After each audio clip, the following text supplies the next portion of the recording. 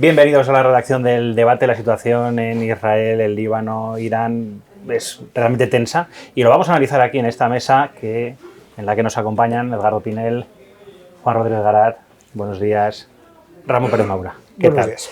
Bueno, no sé por dónde empezar porque cada minuto tenemos nueva información. Almirante, estos enfrentamientos que se suceden desde hace ya unas semanas, ¿son normales? Sí, en el contexto en el que vive Oriente Medio. Esto no empezó ahora, empezó el día 7 de octubre. Y es la sucesión, es una repetición de hechos que también han ocurrido anteriormente. Estamos hablando de la tercera guerra de Gaza y de la tercera guerra de Líbano, lo que significa que ha habido dos anteriores y que la situación tiende a repetirse. Israel, mientras tuvo un compromiso militar importante en la franja de Gaza, ha soportado con paciencia los ataques de los que trataban de abrir segundos frentes para apoyar a Hamas en su guerra contra Israel.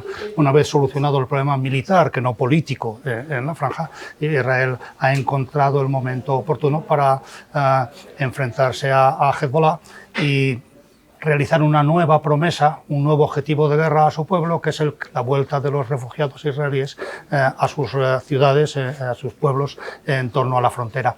Y es una promesa mucho más fácil de cumplir que de las que ha realizado en Gaza y por lo tanto se ha lanzado por ella por razones que son tanto militares como políticas. Edgardo, no sé si podemos explicar un poco para pintar el panorama, qué relación hay entre Hamas, Hezbollah, Irán, Israel, por qué se ha producido este enfrentamiento y por qué hemos llegado hasta donde hemos llegado. Por supuesto, yo quisiera retomar el punto que planteaba el almirante Garat en el sentido de que hay un compromiso político interno en Israel de recuperar esa habitabilidad, por decirlo así, esa disponibilidad del territorio del norte de Israel a los habitantes. Nosotros acabamos de publicar hace poco una entrevista a ciudadanos israelíes del norte de Israel, donde el cual reclamaban de alguna manera la intervención del ejército y de su gobierno para poder regresar a sus hogares. Y precisamente lo que estamos viendo es una ramificación o una guerra indirecta, lo vamos a decir así, con Irán a través de sus grupos proxies o de grupos que están siendo patrocinados, apoyados y armados obviamente también por el régimen de Teherán, en el cual vemos por un lado a Hamas desde la franja de Gaza y bastante debilitado por la intervención israelí durante el último año, pero también Hezbollah, que estaba hasta ahora al menos no había sido tocado, no había sido en sus capacidades militares, que algunos analistas dicen que son súper mayores o de mayor posibilidad de alcance y de daño que lo que tiene el propio o tenía Hamas en su momento. Entonces lo que estamos viendo es ahora un nuevo frente en el cual se enfrenta Israel a uno de los grupos quizás más capacitados por parte que ha establecido Irán en la región, y probablemente por eso vemos la reacción de ayer. Irán lo que está tratando es de salvar en extremis en este caso al grupo que tiene mayor capacidad de hacerle todavía daño a Israel. Ramón, ¿cómo lo ves? Volviendo a tu pregunta, tanto Hamas como Hezbollah son grupos terroristas organizados desde Teherán. Eso hay que tenerlo presente siempre. Ninguno de los dos es un actor nuevo. Hamas se fundó en 1982. Desde entonces ha hecho Hezbollah se fundó en 1982. Desde entonces han hecho todo tipo de actos terroristas de enorme impacto. Por ejemplo, se nos ha olvidado ya, el derribar con un camión bomba la embajada de los Estados Unidos en Teherán en tiempos de Reagan. Bueno, eso y muchas otras. Este Hassan Nasrallah que acaba de morir era un personaje perfectamente del mismo perfil que Osama Bin Laden y ha matado a mucha más gente que Osama Bin Laden. A mí me parece muy interesante la confirmación casi expresa que nos ha dado Irán de su vínculo con Hezbollah. Todos lo conocemos, pero es la primera vez que vemos que para responder a un ataque a Hezbollah, o a una respuesta a Hezbollah, es decir, para reaccionar Irán a la respuesta que ha tenido Israel contra Hezbollah, es el propio Irán el que lanza el ataque con 180 y tantos misiles balísticos del día de ayer. ¿Por qué lo hace si no les han atacado en su territorio? Porque son sus representantes sobre la escena. Irán tenía hasta ahora 2 representantes allí, que eran Hamas y Hezbollah. En este momento, no sé si le queda, qué ruinas le queda de todo eso. ¿Cómo lo veis vosotros? Porque, por ejemplo, el ejército, bueno, casi voy a abrir el turno para todos, y el ejército del Líbano, ¿qué papel tiene en esta discusión, en esta guerra? Claro, como ya ocurrió en 2006, Hezbollah es un Estado dentro del Estado, pero que no sirve a los propósitos del Líbano, sino a los propósitos de Irán, y por lo tanto el ejército del Líbano, que sí que sirve al Estado libanés, se mantuvo neutral en 2006 y probablemente se mantendrá neutral en este 2024. Y en cuanto a lo de Irán, Irán tiene un enfrentamiento con el Estado de Israel desde el principio. Lo único que sostiene la coherencia del régimen iraní es su muerte a Israel. Eso es lo que, en un Estado que ha fallado en los aspectos sociales y económicos, lo único que sostiene al régimen es la hostilidad hacia Israel y el deseo de convertirse en una gran potencia en el Golfo, y por lo tanto esta no es la primera vez que ataca con misiles Israel, esta es la segunda. Irán dice que es la respuesta al asesinato de Haniyeh en Teherán, y desde ese punto de vista es la única, es el único desde el que tiene cierta justificación, puesto que aunque Ismail Haniyeh era un terrorista, estaba en Teherán, un Estado que no está teóricamente en guerra con Israel. La respuesta militar de Israel, de Irán, es equivocada porque el arma de Israel de Irán son sus proxies, y es la guerra de baja intensidad, y es el terrorismo. Con los misiles no va a ir a ningún lado, pero necesitaba un gesto para que se vea que están detrás de Hezbollah. Y por eso esa represalia contra la muerte de Haniyeh se ha producido justo ahora, cuando Israel entra en el Líbano. Si Irán se mantuviera sin hacer nada, perdería la influencia probablemente sobre todos los proxies que necesita para combatir Israel, tanto Hamas como Hezbollah, como los grupos que hay en Siria, en Irak, como los hutíes del Yemen. Por lo tanto, Irán estaba obligado a responder, y estaba obligado a hacerlo con una herramienta tan poco eficaz frente a los israelíes como es los misiles balísticos. Hay que recordar que 2 terroristas ayer en Tel Aviv mataron a 7 personas, algo que no logró ninguno de los 181 misiles lanzados desde Irán. Sí, totalmente de acuerdo. Yo añadiría a eso otro dato para mí extremadamente revelador, que es el clamoroso silencio de todos los países árabes, que no hay ni uno solo que haya salido a defender ni a Hezbollah, ni a Hamas, ni por supuesto a Irán. Cada vez más, como viene ocurriendo no desde ahora, ya casi una década, vemos que uno de los grandes éxitos de la política exterior iraní es conseguir una alianza tácita entre países que siempre han sido enemigos, como Arabia Saudí e Israel, Jordania e Israel. Jordania hace tiempo que ya no lo era, pero muchos países árabes que hasta ahora estaban enfrentados a Israel, Irán ha conseguido aliarlos, desde luego los del Golfo, todos. Y bueno, ya también estamos viendo las consecuencias de esto. El barril de petróleo está subiendo, sí, claro, algo que probablemente no le convenga al presidente Biden en plena campaña para beneficiar al Partido Demócrata, cuando quería demostrar índices de crecimiento y de estabilidad de la inflación en Estados Unidos. Pero también se dice que posiblemente una de las represalias sean, o los blancos de Israel ahora en una represalia, podrían ser los pozos petroleros o las instalaciones petroleras de Irán. No sé si eso vaya a ser conveniente, pero lo que sí estamos claros es que el trasfondo de esto es, si tomamos en cuenta el último bombardeo masivo de Irán hacia Israel, es que es hasta cierta parte, sin banalizar obviamente el riesgo de un bombardeo de este tipo, es que es bastante escenografiado de alguna manera, porque aunque esta vez Teherán ha dicho que no avisó o no dio señales de anticipación a Estados Unidos, de alguna manera sabe de que efectivamente este ataque iba a tener muy poco impacto real en cuanto a víctimas. Lo que habrá que ver es el fondo, y nuestros columnistas así lo dicen también, es el trasfondo de este asunto, que es si realmente Teherán o Irán lo que quiere es ganar tiempo, probablemente para su último objetivo, que es alcanzar realmente el dominio de la tecnología de armas nucleares. algunos ya lo denominan una potencia nuclear, realmente no hay pruebas contundentes hasta ahora que lo sea, y si lo fuera, realmente probablemente estaríamos viendo a un Teherán más proactivo directamente contra Israel.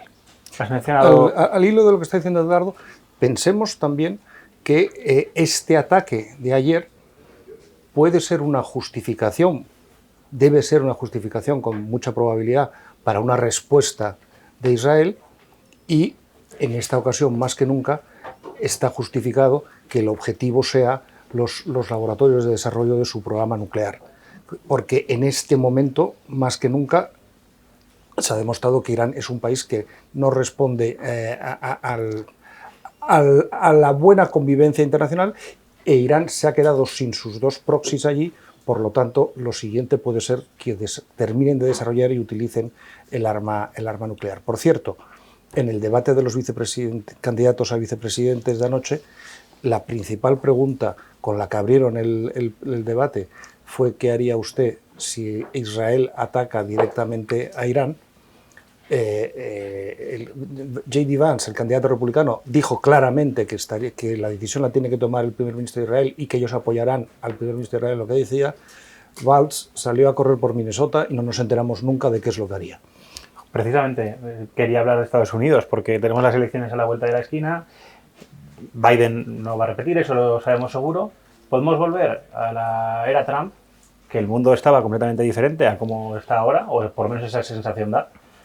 Con la guerra en Ucrania, con lo que pasó ahora en Israel, Líbano, Irán, o podemos tener la nueva política que impulse Kamala Harris, que no sé si tendrá mucho que ver con la de Biden. ¿Qué futuro espera en el mundo a nivel global? Porque no pinta especialmente bien.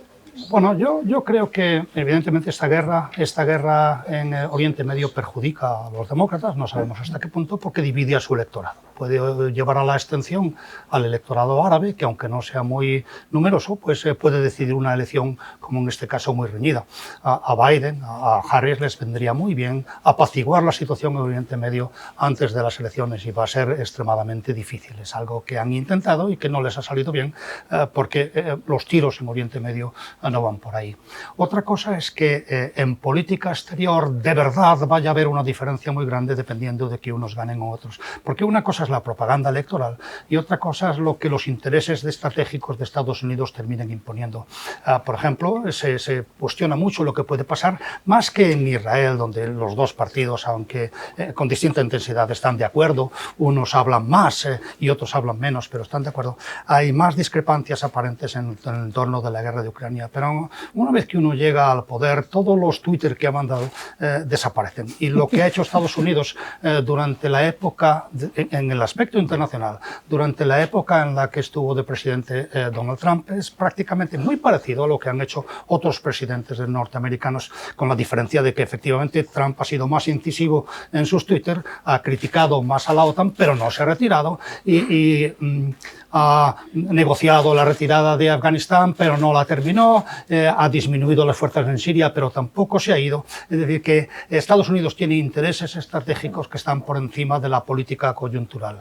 Y en cuanto, si saliera elegido Donald Trump, en cuanto Putin le diga que no está dispuesto a no conseguir todos sus objetivos en Ucrania, se enfadará con Putin y volveremos a una situación bastante, probablemente, hacer previsiones sobre el futuro es muy complicado, sí, pero veremos una situación mucho más parecida a la actual de lo que parecemos creer por las declaraciones electorales. ¿Y cuál es el papel de la Unión Europea aquí? Pues primero decidir dónde está la Unión Europea, porque claro, por ejemplo, en el caso de Israel, hemos visto como durante la presidencia española se tenía unas políticas completamente distintas a las que tenía el alto representante, y de hecho en Venezuela estamos viendo lo mismo. El gobierno español decía una cosa y el todavía alto representante, le quedan unas semanas, dice exactamente lo contrario, pero eso sí, el gobierno español está convencido de que lideramos a la Unión Europea. Bueno, pues enhorabuena, me parece que no.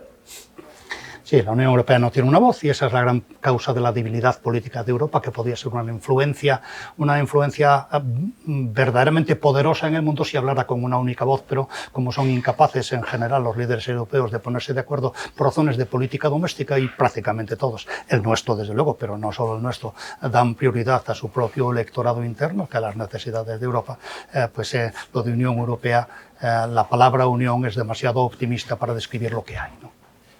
Bueno, esa pasividad, vamos a decirlo así, de Europa, de alguna manera se ha visto como Trump a golpes de tuit ha hecho incrementar los presupuestos militares y de defensa en Europa, que es increíble. No solo la inversión en Ucrania ha hecho aumentar los presupuestos, sino también la amenaza de Trump, que dice que no va a cumplir, al menos eso dice del diente al labio, ¿no?, de que no va a cumplir el acuerdo de defensa firmado en la OTAN. Lo que sí está claro es que el tema de Oriente Medio es un tema decisivo en esta elección en Estados Unidos. Es una elección bastante reñida y sin tener claro un posible ganador, al menos a previo. Pero, por ejemplo, un dato.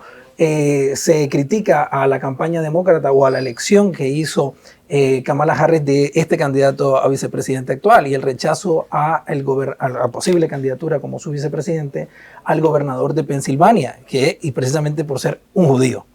Y Pensilvania hoy es un estado bisagra donde posiblemente lo vaya a perder por poco, y si pierde, o quien gane y pierde en Pensilvania, probablemente llegue a la Casa Blanca. Es decir, esto puede haber sido una elección, ya que el tema de Oriente Medio sea más determinante de quién pueda llegar o no a la Casa Blanca.